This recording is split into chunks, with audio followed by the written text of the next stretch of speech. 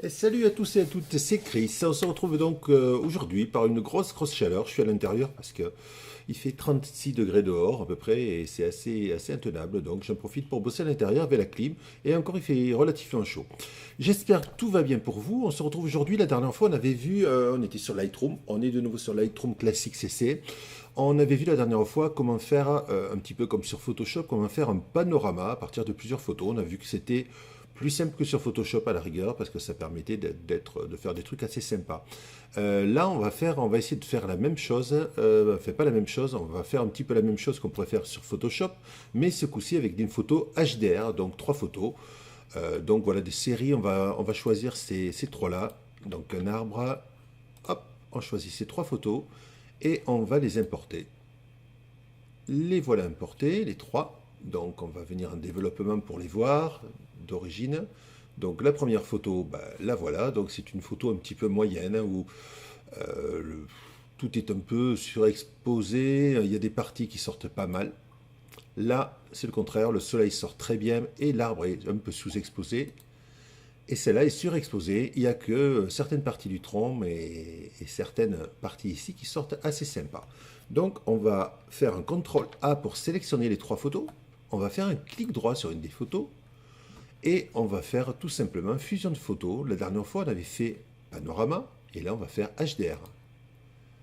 Il va nous créer un aperçu HDR ici. Alors là, il est en élevé. C'était peut-être pas le meilleur. Moyen. Alors, là, en fait, pourquoi ça fait ces parties rouges?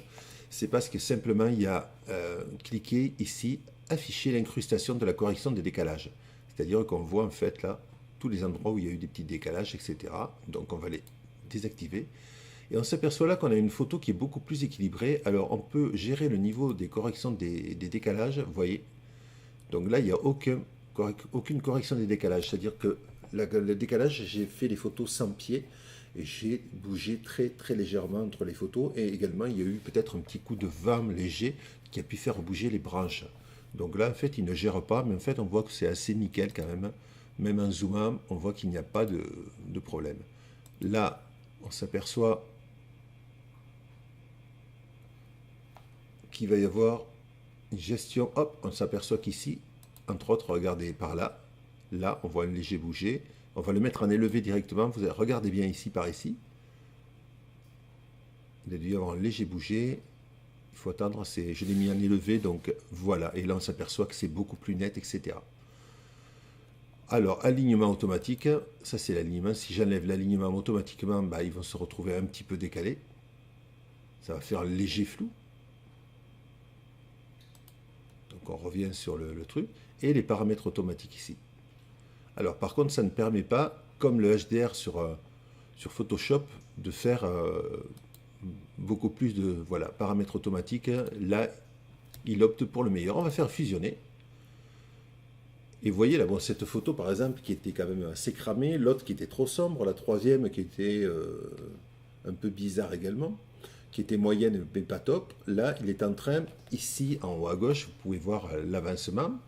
Voilà, il est en train donc de finir l'incrustation. Et on peut aller sur cette photo, qui est la quatrième qui vient d'apparaître, qui est une photo où il a essayé d'apporter au maximum par rapport, regardez, donc celle-là était cramée, on voyait certaines parties qui étaient intéressantes. Celle-là, le ciel était intéressant, mais tout était après trop sombre. Et la première était quand même pas géniale non plus. Alors, par rapport à celle-là, on s'aperçoit que tout est quand même un petit peu plus intéressant. On ne peut pas faire le système auto parce que c'est déjà normalement de l'auto.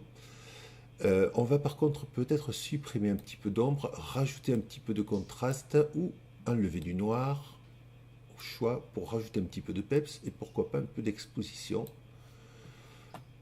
Pourquoi pas rajouter un petit peu de clarté aussi pour faire une photo un peu... Là ça fait un peu beaucoup. Pour faire une photo un petit peu plus sympa. On peut également venir par ici, voir sur les détails,